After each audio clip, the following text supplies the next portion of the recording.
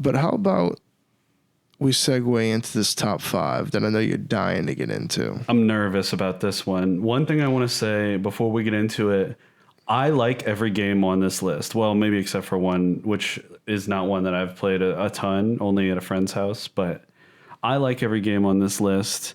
I'm not crapping on these games because every game on my list, more or less, is good in spite of its bad dialogue. We're celebrating these bad dialogue games. Yeah, and I have everything from my favorite game on here to a game that I haven't even played. So if I'm crapping on a game, I'm going to let you know for sure. That's fine. I think our shared honorable mention is something that neither of us is crapping on, though. No, absolutely not. And it's this vein that I am thinking for all my list. The inspiration. Yeah, Resident Evil 1. It's the poster child for bad dialogue in games. The dialogue in this game cracked us up ever since we were kids. Jill Sandwich, Master of Unlocking. God, everybody knows the drill. It's got some real classics, but it's got just good, bad dialogue through the whole game. And we love the game despite that, because it's just a part of the game's charm. Yeah. If the game had really good dialogue, it wouldn't have been as good. Yeah, that's the funny line we cross over back and forth with this, is when something's so bad it's good, or it's just bad to be bad, you know, or it's just a funny decision in development. Absolutely. With this, I don't care what the inspiration was. The outcome was fantastic. Mm-hmm. Because it made for some less than enthusiastic line reads with some less than enthusiastic dialogue. Yeah. And that was just part of the charm, you know? I feel like if it was flawless and just perfect, just over the top, it wouldn't have the same charm to us. Of course, we'd look at it fondly regardless, but this is just an extra reason to look back at Resident Evil fondly. Yep, which we do. We love it. Because things that are out of place are you know, they stick with us. And, you know, RE did it best, I think, when it came to odd dialogue. I would agree. So that's the shared honorable mention. Would you like to start us off with the countdown now? My number 5 is The Elder Scrolls V Skyrim. You know, I'm so glad you put an Elder Scrolls game on here, because that was one that I considered Oblivion. Mm-hmm. And it's on the same wavelength, but I've spent a lot more time with Skyrim. And there's just something about, I don't know if it's the setting of the game or the nature of it or the characters that are in it, but there's just some line reads in there that are so funny. And when you combine it with the somewhat random element of when overworld NPCs will just throw their lines of dialogue out there. You know what I mean? Like if you're just running around and these NPCs are just going to be shouting stuff at you or talking to each other. And just some really funny, oftentimes cringy or delivered strangely, but always just hilarious lines of dialogue. In those games, and Skyrim is no exception. I mean, taking an arrow to the knee became a meme, you know, shortly after the game came out, and has been a thing ever since. And there's just stuff like that all over the game that is just silly and quirky and kind of bad, but still just adds so much flavor and just so much richness to the game, even if it is a little clunky at times. I'll tell you what, though, man, it's a great pick, because the dialogue is handled in Oblivion and Skyrim in a way that it's not usually handled. Mm-hmm. You know, there's something magical about the way your attention's drawn. Mm-hmm. Kind of like when you're approached by an NPC and everything just kind of shifts over and zooms. You know, like, zoom in on their face close up. Yeah. So it wouldn't have gotten past you either way. The dialogue would have been the dialogue, but the fact that they force your perspective and then zoom and then they give you the dialogue, I think that's what made it. That's what pushes it past and puts it on the list, right? It is. It's very funny. It's a great pick. The first one I want to throw out, my number 5, is one of my favorite games. This is by no means shitting on it. This is one of those so bad it's good, but Perfect Dark. Oh, yeah. The things that the enemies shout, particularly, I want to give a big shout out to. I found a YouTube video and it's like 45 minutes of just all of the audio clips from the game, all of them. And because I was reminding myself, I'm like, I That's thought awesome. Perfect Dark. And I just recently watched some content, Rare's YouTube channel. I'm subscribed to it. And they have a whole behind the making of Perfect Dark. That's cool. So what's funny is without really meaning to, I came into this with an answer to why the voices might be like they are. Oh, really? Yeah, and I think it's because they got to the point where like half the team left. Oh. But they continued the game, but they didn't have a lot of crunch time. They were like, we're going to take as long as we need to make the game good. And so they started doing things like having members of the team record voices. So that to me was like, I totally understand. And they seemed like they had a really good sense of humor about the thing. And in that Perfect Dark was something they got to go wherever they wanted with. Like they had a lot of freedom with it, dude, following up from GoldenEye. So that's awesome. It really speaks to the game. It's so funny because I feel like when you are criticizing a game's dialogue, one of the things you might think to say is, wow, this dialogue sounds like it was just recorded by random people from their team. Yep. And that's actually the case with this game. Absolutely. Isn't that great? That's hilarious. So it's hard to even hate on it because I think it's done. You could call it bad, but it's done in such a tasteful way. Yeah. Just because it's bad doesn't make it a bad thing. It's so memorable. I think when we did the Perfect Dark segment early on in the podcast, when I had played through it, I talked about how funny it is when you shoot their gun out their hand and they go, my gun. Just like that, you know? Yeah. But just some of the things they say, like, you bitch, and like, that was my best friend, you know? Like you shoot somebody and one of the other guys yells, that was my best friend. Just GoldenEye like has a lot of that too, but it's not nearly as funny. They don't really have speaking in GoldenEye. No, they just have Yeah, they have the hilarious grunts and death animations, definitely. Or they'll go, no. Yeah. But one of my favorite games, so I'm not shitting on it one bit, but I think it deserved to be in it just because if you ever want to laugh, go look up all audio clips from Perfect Dark and just listen to it. Elvis the alien, also terribly voiced, had to have been voiced by somebody on the team, but hilarious. I mean, like there's just something about it that's just so low quality. Yeah. And so different from what we're used to. It almost fits that an alien would have this dumbass voice, especially being named Elvis. So love Perfect Dark. It's on a list of bad dialogue, but that does not mean you shouldn't experience the dialogue. Definitely. My number 4, this is a game that I've never owned, but I have played it. It's Shenmue for the PS2. This is an iconic bad dialogue game for some of the same reasons you described with Perfect Dark, where some of the stuff that is said by enemies when you get them is so over the top and hilarious that you just wonder how anyone got in a booth and recorded this. And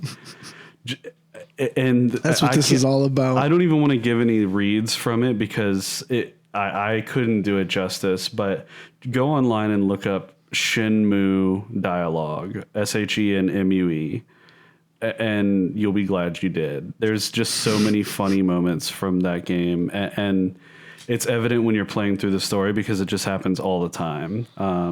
But yeah, and it's indicative of there was a lot of these ninja type games on the PS1 and PS2 that were, Japanese games that had a translation done questionable quality. So I think this is kind of the representative from that segment.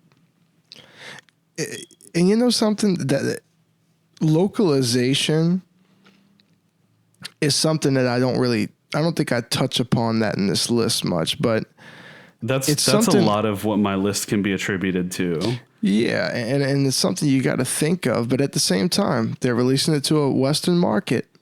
So localized, or, you know, that the whole process, you would think whoever's job it is to do, they'd do it and it'd be sufficient. But that's not always the case. From what I understand, when you look at stuff like RE1, I've heard that the dialogue in Japanese is not much, like, it doesn't blow you away to a Japanese speaker. I'm sure. I mean, you know, I'm sure that it still has the outline of what we're getting, you know. I'm sure that they still said Jill sandwich. What's your number 4, man? Let's hear it. My number 4, this is one that's different on the list from the others, and also a game I love. I think it was on a recent top 5. And that might be why it's on this one, because it was fresh in my brain. But Tomba Ii, it's not so much the dialogue. The dialogue is not very good, and the voices are recorded, and they sound, you know, a bit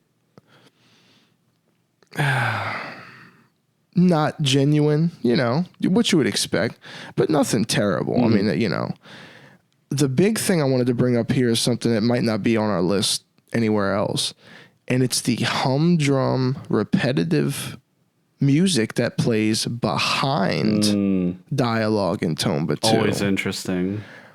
Now, I don't. Would you say that still constitutes it being on the list? Yeah, why because not? This is an instance that only occurs in dialogue.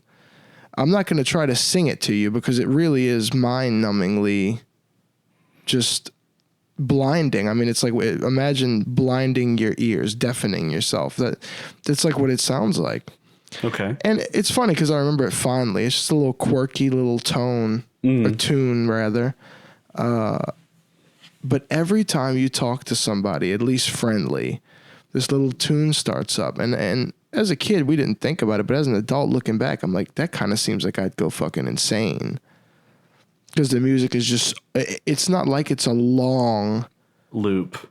You feel me? Yeah, I do. So this short humdrum loop plays over all dialogue in the game. And like I said, the dialogue isn't fantastic, but that's my reason for putting it on here. The music makes it a brutal experience. It makes it a brutal experience. And it's so funny to think they would use this overwhelming tune to go over something you're supposed to hear. That's interesting. You have to send me a clip of what you're talking about after this. I will. I just remember it like it was yesterday. And it might not be for every piece of dialogue in the game, but like I said, for the most part, as you're going through the game, you come across friendly NPCs and speak with them. This music's playing from what I remember. But yeah, I will send you a clip and you'll have a total understanding of I'm interested. what I'm talking. Awesome. What you got next, bro? My number 3 is a game that, once again, we both love. Star Fox 64. Love it. One of my favorites. And I thought about it for this list. I really did. That very first sequence of the story of the game is iconic, right? It's what you think of when you think of the game. Use the boost to get through. Do a barrel roll. All that good stuff. And, you know, the whole game is full of that. And it is... The whole game, I'm not going to say the dialogue is terrible all the time, but it is very funny with the delivery, right? Because we're getting these characters who are animals, and so their lines are being delivered in a very stylized way. To that animal, and it leads to some... Andross's enemy is my enemy. Exactly. So it leads to some really funny delivery of these lines of text where the writing is not the worst, but just the delivery is over the top, and I love it. Yeah, they're like, imagine you're a chameleon and you're angry. Exactly. Go. It's a great pick, man, because the dialogue, like you said, the writing for the game is not bad. It's the delivery of the lines that makes some of it funny. Yep. You know, just you don't really sound in danger, but you're going, help me. Exactly. Next on my list, Mortal Kombat 4. If you know, you know. I do know. That's an excellent pick. And there's a lot of Mortal Kombat games through the years with some bad dialogue. And you see, I haven't played hardly shit past 4, be honest with you. Once you started getting into the 3D games with a little bit of a more story mode element, there's some pretty good stuff in there. I played Mortal Kombat Deception, and that game... I haven't played it. It's wild. The story of that game is wild. Yeah, and I try to give lines where I can. The one that comes to mind for me is whenever Jax has got Jarek over the cliff, you know, and he's like, "Oh, this is brutality," and he's like, "No, this is fatality," and then drops him. Sounds like something from a Mortal Kombat movie. That doesn't even begin to scratch the surface of some of this terrible exchanges, and the animation does not help it. That's the thing about it. If you remember, just some of these motions, like they'd throw in like the corny ass idle animation from the game, but then they would turn it up 3 notches to where they're just rocking around all like super fast and just stupidly, you know? Yeah. And then they have this dumbass dialogue that's recorded, and it just all is, man. In another life, crazy. In another life for a different podcast, I reviewed both the Mortal Kombat movies from the 90s. And it just makes me think about the horrendous dialogue in those 2 movies, especially the second one. Oh, man. Yeah, I mean, I remember the first one.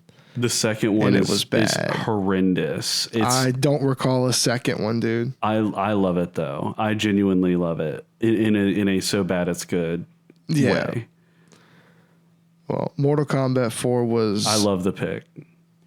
It wasn't even so bad it's good. I think it was really bad. I think I'm crapping on it. That's fine. Be honest with you. But it's an amazing game nonetheless. Yeah, definitely. I had great times with it. My number 2 is a game that I talk about on every top 5, or I talk about this franchise on just about every top 5, but it fits in here just in the same way as Resident Evil 1, Metal Gear Solid 1. This game is well known for its humorous dialogue, its strange deliveries, strange translations, and the writing for the game, even in the later games in the franchise when English is, you know, just as highly considered, the writing is out there and outlandish, just because it's Hideo Kojima and that's just who he is. But especially in the first one on PS1, you get so many ridiculous lines, so many things, you know, that are still referenced today. And I honestly, if you haven't played MGS1, I couldn't recommend getting access to it however you can and playing it. It's an experience. Hey, you know, I thought you might have Metal Gear Solid on this list. I really did. It was between this or if we didn't do a shared honorable mention, I would have put RE1 in this slot. Yeah. Fair enough. You know, definitely. It's part and parcel for me because they're from the same time period and they definitely have some of those same elements. It's a great pick. I mean, I'm totally with it, dude. I really wish there was a super accessible way to play. Like, I wish you could just get the old Metal Gear Solid games on Steam Deck, maybe. That'd be nice. Sure, you could emulate. They need to offer the PC ports of those games, man. That would be awesome. Definitely. I think it'd be a great idea. They have the Legacy Collection that I have on PS3. They have it on PS Now. So you can stream or download those games to play. I do think that it only includes 2 and 3 though, because the way that collection worked was very strange. I'm not sure, but That sucks. Way, I want to go back to the first one. You want to play the first one for sure. I'm not sure if you can get on PS Now or not, but yeah. If they had Steam ports of these games, I would be over the moon. I would pay $60 for a collection of 1 through 3.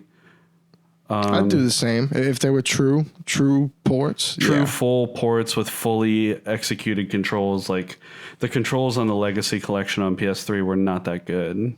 It was very, very janky to try and play. So either way, couldn't recommend Metal Gear Solid 1 more, but the dialogue is absolutely ridiculous. So look it up if you want to. But if you have any interest in playing, don't spoil yourself on the story. Just experience the story naturally, because the story... Yeah. And when we were talking before the podcast, you were wondering aloud if a game can have a good story with bad dialogue. And this is what I had in mind when I said I think that's possible. I thought you might have meant that too. This is where the list for me takes a complete nosedive into complete trash. Okay. This is the edge right here. The next game I might have played it briefly. I've played these games over the years, but never for any length of time. But I had to put NBA 2K15 on here. It's a bit of a meme at this point. Okay. The low effort voiceovers done by players themselves. Oh, God. Now, look, I'm not trying to be offensive to anyone in particular, but it sounds like the majority of players who did voices in this game couldn't even read the lines. I don't know what to say to that, but that sounds horrible. If you haven't seen it for yourself, it's a marvel. I mean, it's to think that somebody had commented on a video I was watching of some mashups from it, you know, mm-hmm. and what was it they said? It resonated with me. But yeah, it was like the game company was too scared to tell them to do it again. I see. And that's exactly how that's the only logic I could put behind it, is that they were like, look, you know, I guess it might have cost them a lot. They were paying $10,000 per read. Per read, yeah. So they just rolled with it. But I got to tell you, this was the poorest. This should be number one. I have a personal gripe with my number one. Okay. But this should be number one. Fair enough. Like, and most of the time when I do these top fives, I don't really rank them like I probably should, to where number one's a big blowout and some other things are, you know, it's not really always escalating to what we're talking about. Usually we're in no particular order. Totally. But in this case, it should be number one, but I have special gripes with a number one. So fair enough. NBA 2K15, terrible dialogue, no effort, shit. Well, I had to be a little bit coy earlier when we were talking before the podcast, because you named my number one game as you were listing off things that you had cut from your list. So I had to kind of play it cool. My number one game on the list is Sonic Adventure 1.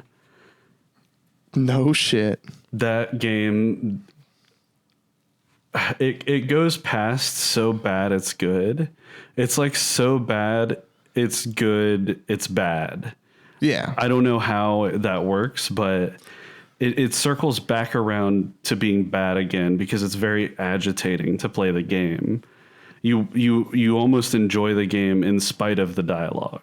In spite of it, yeah. Like a lot of times it's a breather to get to a section of dialogue, but with this game, you can't wait to get back to where you're rolling. Correct. I'd rather be doing anything else but listening to the dialogue. And when you start getting into Big the Cat, that's when we really have issues. Definitely.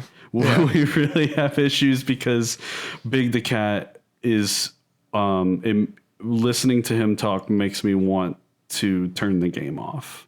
Yeah, and Miles warms you up for that. Absolutely.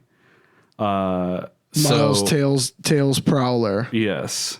It's funny that I called him Miles. I know it took me a second on that, but I actually was with it. But yeah. That's funny, right? I don't think anybody's ever called him Miles. Miles.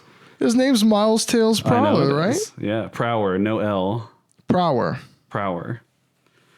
But you know your shit more than me, but I was almost there. Big the Cat, Don't look it up. Do not research.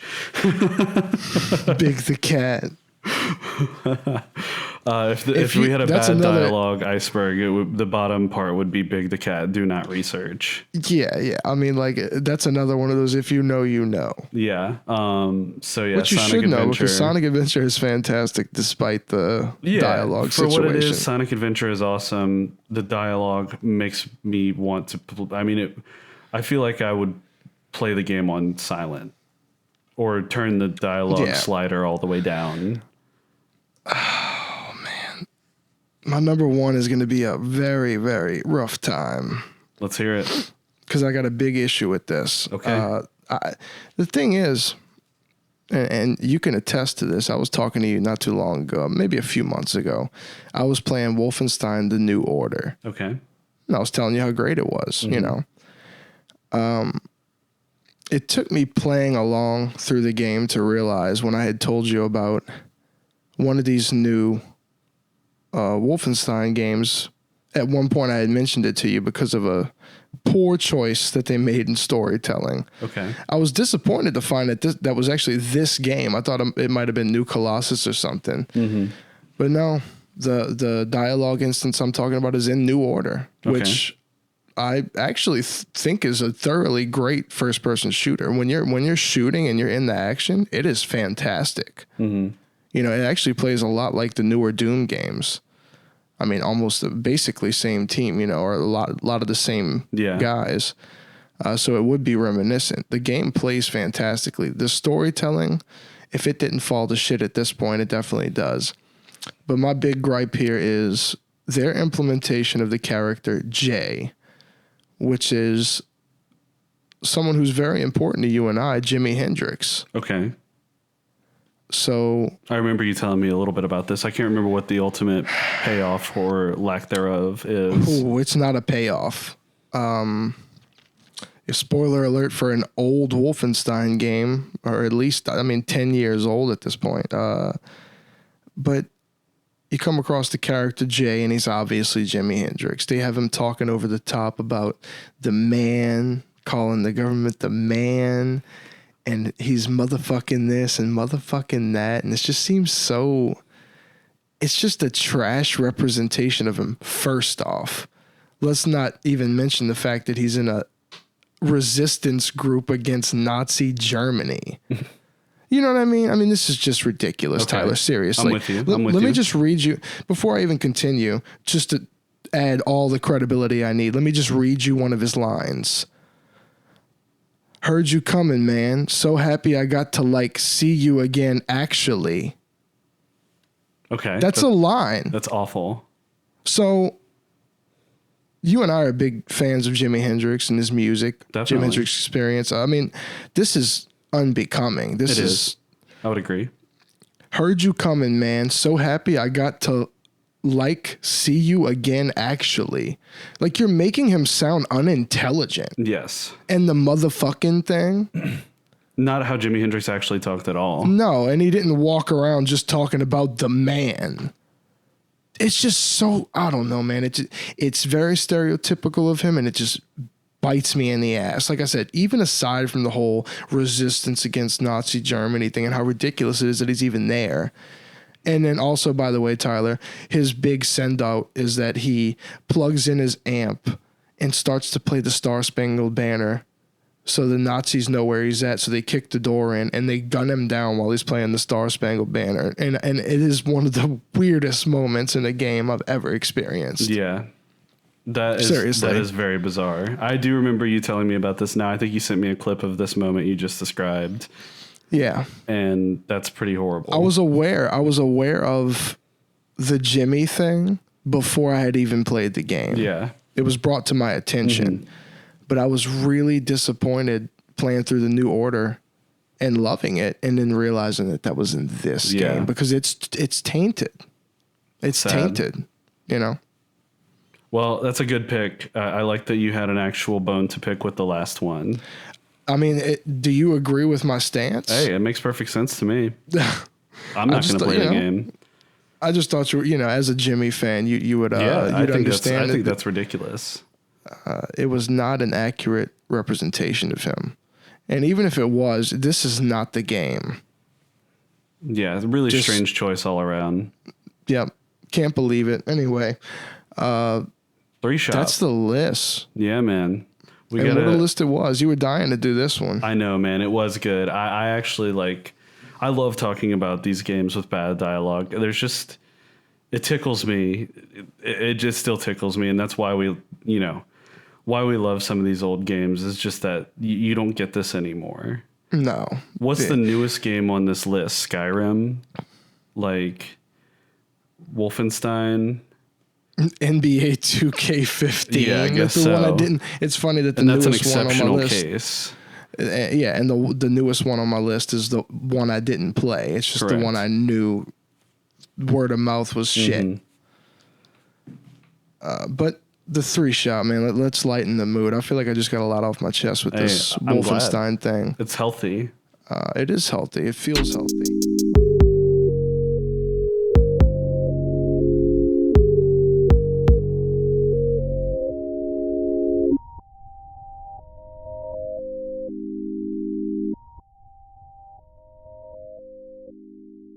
Peace.